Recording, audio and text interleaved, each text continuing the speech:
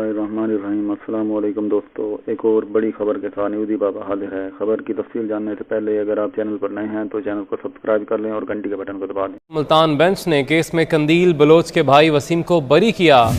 राजीनामे की बुनियाद और गवाहों के बयानात से मुनहरिफ होने पर मुलजिम को बरी किया गया है। तो कंदील बलोच कत्ल केस के मरकजी मुलजिम को बरी कर दिया गया है।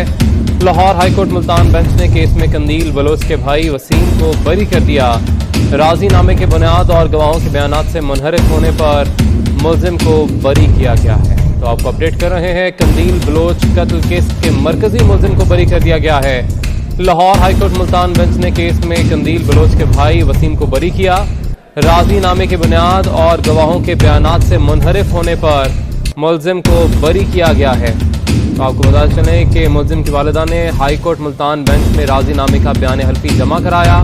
राजीनामे की बुनियाद और गवाहों के बयानात से मुनहरिफ होने पर इस मुलजिम को बरी किया गया है। मुलजिम वसीम को 27 सितंबर 2019 को मुल्तान की मॉडल कोर्ट ने उम्र कैद की सज़ा सुनाई थी, जिसके बाद ये अपील की गई थी और अब इसको बरी कर दिया गया है।